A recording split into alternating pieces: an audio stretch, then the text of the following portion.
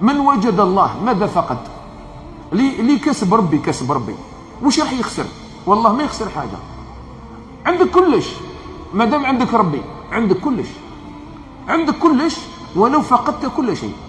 ومن فقد الله ماذا وجد؟ انت عندك كلش، يحبوك الناس والناس تخاف منك، وعندك الدراهم وتدور وتعمل وتدير وتطلع وتهبط والناس تخافك وداير سيتياسيون كما يقولوا كذا، ومع ربي ما كاش، ماكش كاسبه، ما عندك والو، ولو عندك الدنيا وما فيها. بسم الله الرحمن الرحيم. السلام عليكم ورحمة الله تعالى وبركاته. واش راكم أخواتي؟ إن شاء الله تكونوا لاباس. إن شاء الله الفيديو اللي جبتها لكم اليوم تعجبكم. اليوم جبت لكم كيكة إسفنجية اقتصادية راح نطيبها في المرميطة، يعني الطنجرة، يعني راح تكون كيكة من أسهل الوصفات. إن شاء الله تعجبكم الوصفة هذه. عندي زوج حبات بيض، عندي قرصة تاع الملح، عندي كاس نقص أصبع سكر حرش هكا كما راكم تشوفوا، عندي مغرف صغيرة فاني. ما كانش يعني كيكة اقتصادية ولا بسيطة كما هذه. دروكا نضرب هذه المكونات هذو بالباتر، تقدري ديريها مام بالفوي ما كان حتى مشكل. ويعني الاخوات كاينين بزاف اخوات كي درت هذيك المسكوتشو ب6 بيضات قالوا لي يعني البيض غالي وانت ديري تكثري وكلها، ما راني جبت لكم هذه. وعندي كاس ناقص اصبع زيت نرميه على 3 دفعات كما راكم تشوفوا. قلت لكم كاين بنات بزاف كتبوا لي باللي الوصفه هذه صح عجبتنا، هذيك المسكوتشو تاع بكريمه البرتقال، قالوا لي هايله بصح يعني مكلفه شويه. عندي كاس نقص اصبع حليب يكون دافي، وعندي مغرف صغيره مبشور تاع البرتقال انني مدايرته في الكونجيلاتور كي نحب نجبد. ونكمل يعني نواصل باش يعني نضرب بالباتور هكا كما راكم تشوفوا. مكوناتها يعني بسيطة اقتصادية موجودة في كل دار، ما كان فيها حتى حاجة غالية. وعندي الكاس هذا تاع الفرينة اللي راح نفوتو الساعة في الصفاية. الكيكة هذه راح نستعمل فيها كأسين إلا ربع، يعني 2 كيسان إلا ربع. وعندي كيسين تاع لا ليفور اللي هي خميرة الحلويات، نفوتوهم حتى في الصفاية ونخلط بالسباتول. ومن بعد نكمل الكاس الثاني تاع الفرينة، قلت لكم نخلي منه قيس ربع هكاك ونخلط هكا نواصل الخلط. يعني الكيكه هذه دات لي كاس وزدت الثاني ما درتوش كامل، الكاس الثاني نحيت منه خليت منه قيس ربع برك هكا. خلطت بالباتور، عاونت روحي شويه بالباتور هكا باش تجيني الكيكه تاعي خفيفه ويدخلها كميه كبيره تاع الهواء. شوفوا الفرينه اللي بقات لي من 2 كؤوس. دوكا جبت هذه المرميطه هذه دهنتها بالزبده، وراح نجيب بابي كويسون قصيتو دائري يعني على شكل المرميطه هذه، ونحطو ونزيد نديرلو شويه زبده يعني باش نتفادى اي مشكل باش ما تلصقليش هكا. يعني الاخوات اللي داروا الديار جدد يعني وما عندهمش فور ولا كويزينيير ما كان حتى مشكل.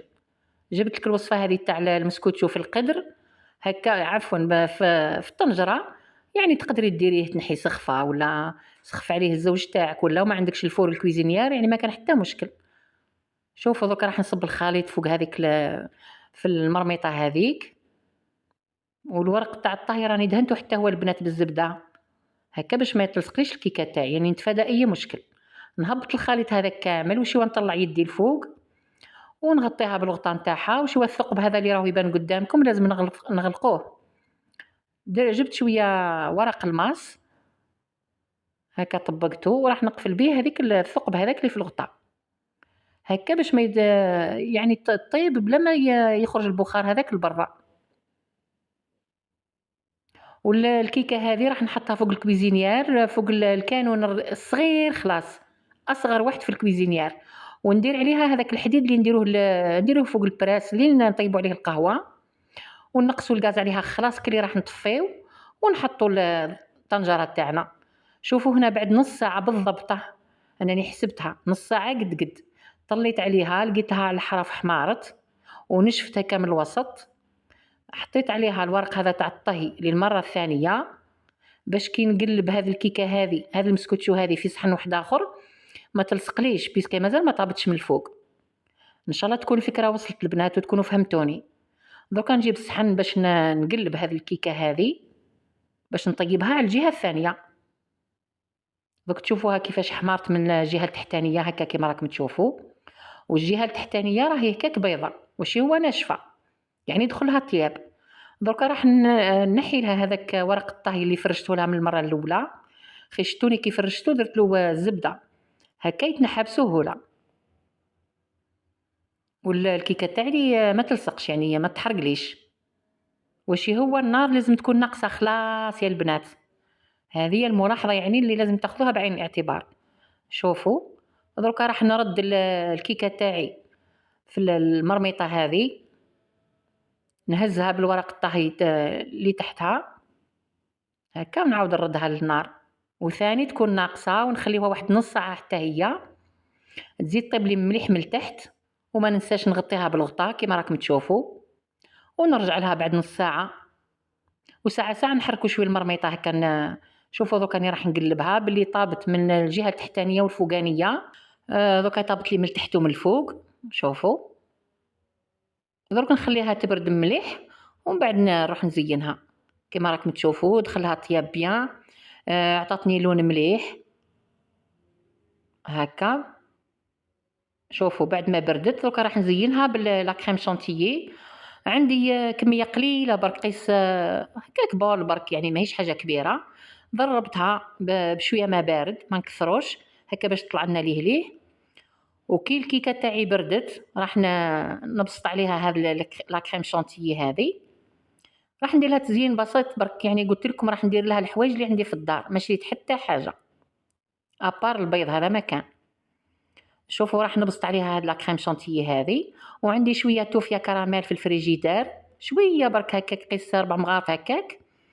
بعد ما نيطالي هاد لا كريم شانتيي نجيب هذيك التوفيا بعد ما حطيتها في الميكرووند دارت شويه طلقت شويه روحها باش نقدر نهبطها ونتعامل معاها.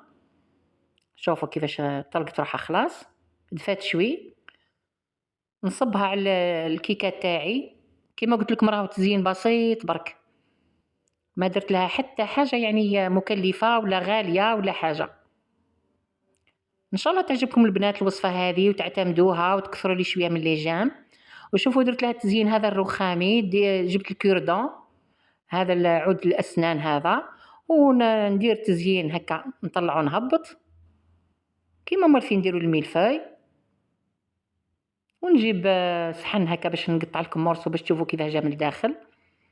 جات كيكه من اروع ما يكون واسهل الوصفات هذه هي يعني ننصحكم بها. دوك نقص لكم طرف باش تشوفوا كيفاه جات من الداخل وتشوفوا القوام نتاعها. شوفوا البنات عندي هذا الشوكولا فيرميسال راح ندير لها هكا على الحراف على الاطراف منه من هادو كامل الحوايج عندي في الدار يعني ما كلفت لا روحي ما رحت شريت مكسرات ما شريت حتى حاجه. قلت لكم ابار البيض هذا ما كان بعثت شراوهولي يعني بحوايج بسيطه تقدري ديري مسكوت لوليداتك تفرحيهم به ولا لضيافك. شوفوا راح نقص طرف. وهذاك المبشور تاع البرتقال يعني زاد عطاها بنه على بنه. شوفوا كيفاه وراهي شوفوا من الداخل كيفاش جات شويه هكا شغل تشيني هيك برتقاليه من هذاك المبشور تاع البرتقال. راني نعتلكم كيفاه جات طالعه جات هايله جات ما شاء الله واقتصاديه راهي بيضتين هذا مكان. نتمنى البنات الوصفه هذه تعجبكم ودركا ما بقى لي ما نقول لكم غير استودعكم الله الذي لا تضيع ودائعه. والسلام عليكم ورحمه الله تعالى وبركاته.